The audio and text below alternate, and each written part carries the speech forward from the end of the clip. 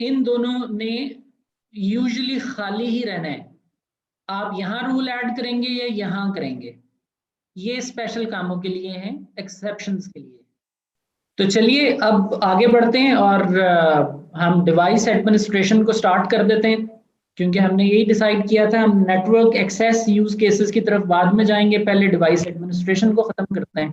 तो device administration का जो यूज केस है ये है क्या? ऑब्वियसली हमने इसको मैनेजमेंट प्लेन AAA का नाम भी दिया हुआ है। डिवाइस एडमिनिस्ट्रेशन यूज केस में आपके नेटवर्क में राउटर्स हैं, स्विचेस हैं, फायरवॉल्स हैं, लोड बैलेंसर्स हैं और सिक्योरिटी की और डिफरेंट गियर्स लगे हुए हैं। इन सब को हम अपना आईटी इंफ्रा कहते हैं, आईटी इंफ्रास्ट्रक्चर कहते हैं। इस आईटी इंफ्रास्ट्रक्चर में डिवाइसेस जो लगी हुई हैं उनकी नौयत, उनका रोल डिफरेंट होता है। और वन मैन शो तो होता नहीं है एडमिनिस्ट्रेटर्स का कि पूरी कंपनी का एक ही एडमिन है और वही इन तमाम डिवाइसेस में जरूरत के वक्त कॉन्फ़िगरेशन चेंज करता है, ऐसा तो नहीं होता। Large scale, medium scale organisations में तो बेतहाशा एडमिन्स होते हैं और उन एडमिन्स के रोल्स डिफाइंड होते हैं। एज एन एग्जांपल, किसी कंपनी में लेयर 2 स्विचेस का एडमिनिस्ट्रेटर और उसकी टीम बिल्कुल अलग होगी, डिस्ट्रीब्यूशन स्विचेस के एडमिनिस्ट्रेटर और उनकी टीम बिल्कुल अलग होगी, राउटर्स या वैन की एडमिन टीम अलग होगी, फायरवॉल्स की टीम अलग होगी। बहुत बड़ी मल्टीनेशनल ऑर्गेनाइजेशंस में ऐसा ही होता है, क्योंकि आप एक सेंट्रलाइज टीम रख के आप उसको यही रिस्पॉन्सिबिलिटी दे दें कि भाई तुम ही स्विच लेयर 2 भी देखोगे, तुम ही वाईफाई भी देखोगे, तुम ही डिस्ट्रीब्यूशन स्विचेस और कोर स्विचेस भी देखोगे, वैन भी तुम ही देखोगे। They cannot handle the amount of daily tasks, क्योंकि बड़ी ऑर्गेनाइजेशन में हर रोज बेतहाशा काम आए होंगे जो लेयर 2 स्विच के रेलेवेंट होंगे, बेतहाशा काम आए होंगे जो डिस्ट्रीब्यूशन स्विच पे चेंजेस के रेलेवेंट होंगे। तो मेक एंड ब्रेक तो चल रहा होगा, लिहाजा you will have different human resource for each and every gear, ऐसा हो सकता है। और इसी के लिए आईस की डिवाइस एडमिनिस्ट्रेशन बनी। इस पिक्चर में आपको ये दिखाया जा रहा है कि नेटवर्क एडमिन्स हैं अगर, तो उनको राउटर, स्विच और लोड बैलेंसर की एक्सेस दी हुई है, बट अगर वो टेलनेट करेंगे फायरवॉल को तो फायरवॉल में नहीं लॉगिन होंगे। रिमेंबर, ये जितनी भी डिवाइसेस हैं ये सब के सब NADs हैं, these are all NADs and all of these NADs will be talking to ISE for management plane AAA। और आइस के साथ तो जो आईडी स्टोर है उसके अंदर एक यूजर बना होगा, फॉर एग्जांपल यूजर टेस्ट। अब ये यूजर तो यहाँ पड़ा हुआ है, इसका पासवर्ड भी इसके साथ कॉन्फ़िगर्ड है, लेट्स से ABC123*। अब कोई शख्स एक्सेस करे इस डिवाइस को। अब अगली बात ये है कि एक्सेस कैसे करे, एक्सेस ऐसे करे।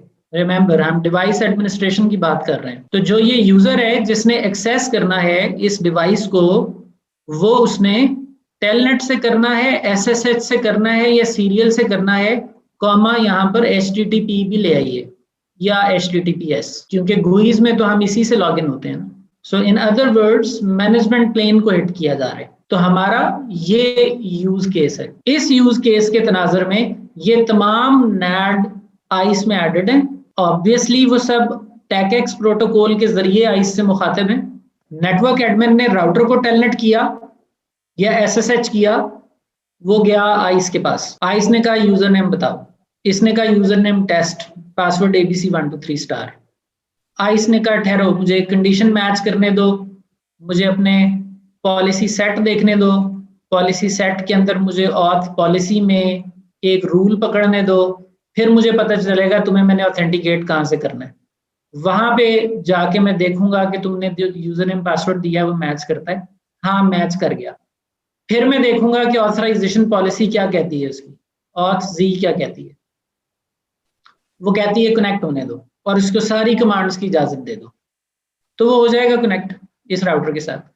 बट यही शख्स जो नेटवर्क एडमिन है, ये फायरवॉल को टेलनेट करता है या SSH करता है। ये फायरवॉल TACACS के जरिए आइस के पास जाती है। आइस ने इसको कहना है कि यूजर नेम पासवर्ड बताओ। उसने इस दफा भी यही बोला, मेरा user name test, password 123* ABC123*। ISE ने देखा अच्छा policy set, authentication rule, ID, test user name ABC123 password है 123 स्टार। अच्छा, ऑथेंटिकेशन तो पास हो गई है जनाब, आप इस पर आए हैं, आपकी ऑथेंटिकेशन पास है क्योंकि यूजर तो पड़ा हुआ है और पासवर्ड आपने ठीक दिया है, तो ऑथेंटिकेशन तो पास है। अब देखते हैं कि जिस नेट से ये आया है या जिस डिवाइस से ये आया है उसकी ऑथराइजेशन पॉलिसी क्या कहती है। तो ऑथराइजेशन पॉलिसी बोलेगी नहीं, नेटवर्क एडमिन है ये, इसको फायरवॉल में लॉगिन होने की इजाजत नहीं है, लिहाजा वही यूजर जो ऑथेंटिकेटेड है, he is very much there in ISE database, but उसको इस प्रोडक्ट के ऊपर कनेक्ट होने की परमिशन ऑथराइजेशन के मसल की वजह से नहीं दी जाएगी। तो ऑथेंटिकेशन तो उसकी इस केस में भी हो गई थी और इस केस में भी हो गई थी, ऑथराइजेशन नहीं हो रही। एंड लाइकवाइज जो हेल्प डेस्क का एडमिन है जिसने बेसिक टास्क्स करने हैं, उसको हमने फायरवॉल के भी राइट्स दिए हुए हैं, बट वो जब फायरवॉल में जाएगा तो उसको only certain show commands are allowed. Help desk वाले को only certain show commands are allowed. उसको फायरवॉल की भी परमिशन मिल गई है, बट फायरवॉल में जाके चला सिर्फ शो कमांड सकता है, क्योंकि अगर कोई हेल्प डेस्क वाले को कहते हैं मेरी ईमेल नहीं चल रही, तो वो देखना चाहेगा कि ACL में परमिटेड है कि नहीं ईमेल फायरवॉल पे जाके, बट उससे आगे वो ACL छेड़ मत सके हेल्प डेस्क वाला। सिक्योरिटी एडमिन है, उसके पास फायरवॉल, मैलवेयर, IPS, IDS इन सब की एक्सेस है फुल। लेकिन ये शख्स अगर राउटर स्विच में लॉगिन होने की कोशिश करेगा तो वही हाल होगा इसका जो नेटवर्क एडमिन का हुआ था फायरवॉल में आती दफा। तो ये वो पूरा का पूरा यूज केस है जो आइस का डिवाइस एडमिनिस्ट्रेशन का पहलू है। तो डिवाइस एडमिनिस्ट्रेशन को करने के लिए आपको फिर एक चीज चॉक आउट करनी पड़ती है, आपको एक प्लान बनाना पड़ता है। उस प्लान में जाहिर है आपके जो यूजर्स हैं, अब अगेन ये जो यूजर्स नजर आ रहे हैं इनको इंटरनेट के यूजर्स या ईमेल के यूजर्स मत समझिएगा, ये वो यूजर हैं जो टर्मिनल यूजर्स हैं जिन्होंने टेलनेट SSH वगैरह वगैरह करना है।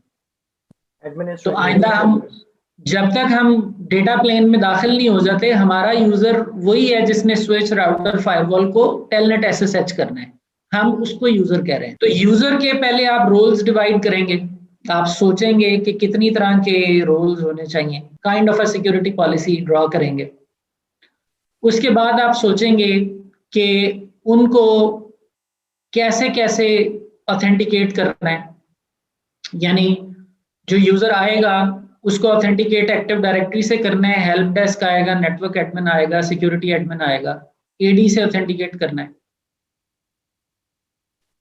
और AD से ऑथेंटिकेट करने के बाद हेल्प डेस्क वालों को इजाजत है राउटर्स में जाने की, नेटवर्क एडमिन्स को जाने की स्विचेस में इजाजत है, सिक्योरिटी एडमिन को फायरवॉल में जाने की सिर्फ इजाजत हो।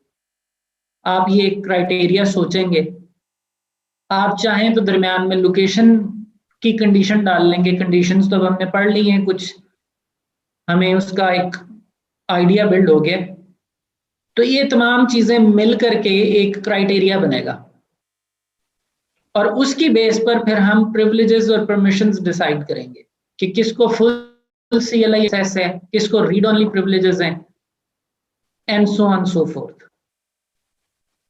तो ये एक पूरा हमारा डिवाइस एडमिनिस्ट्रेशन का एक यूज केस को लेकर के चलने का एक डिजाइन होगा, एक फ्लो होगा। डिवाइस एडमिन का जो पॉलिसी आर्किटेक्चर है वो कुछ इस तरह से है कि आइस में रिक्वेस्ट आती है फ्रॉम अ NAD।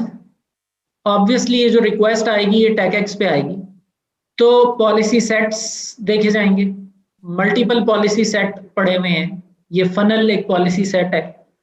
तो किस फनल में आपको भेजना है वो उस फनल की कंडीशन शुरू में देख लेगी कि आप इस फनल के अंदर जा सकते हैं कि नहीं। कंडीशन मैच होने के बाद आप ऑथेंटिकेशन पॉलिसी के हवाले हो जाएंगे, और ऑथेंटिकेशन पॉलिसी की भी अपनी एक कंडीशन है, हर रूल पर एक कंडीशन है।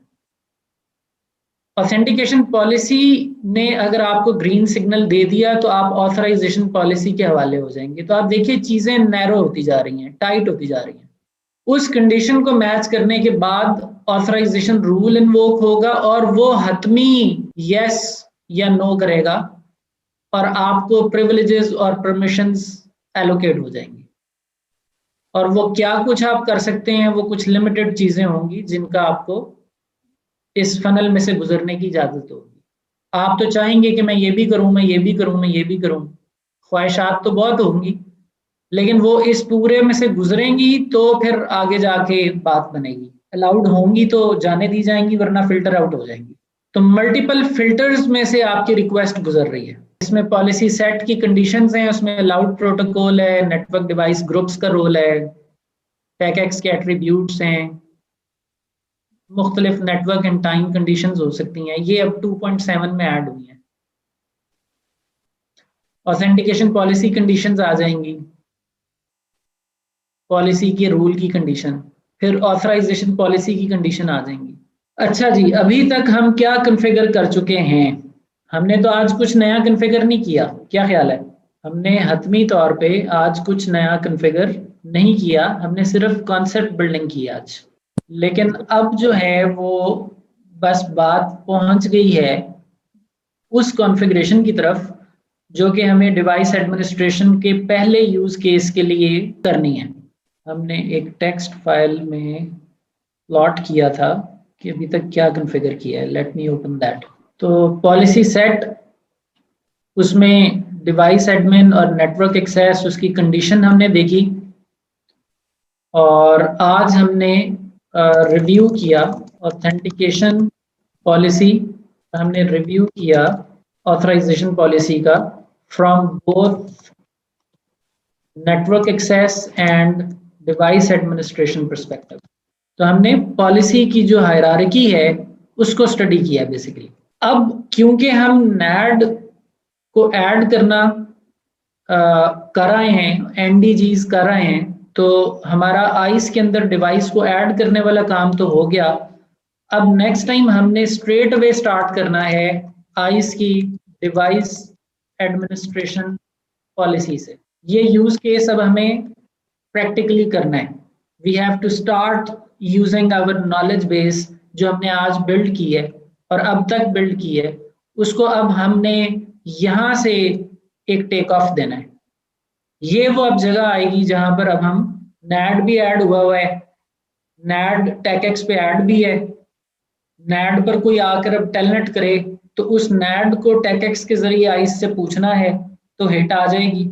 उस हिट को फिर आगे किस तरह पॉलिसी हायरार्की में टिकल डाउन करके हमने अपने किसी रूल से या किसी पॉलिसी सेट से उसको एक्सेप्ट या रिजेक्ट करना है, और फिर ये फीलर लेना है कि वो स्विच में चला गया है या नहीं चला गया, या आईओएस में कनेक्ट हो गया या नहीं हुआ। तो the real stuff of policy making starts now.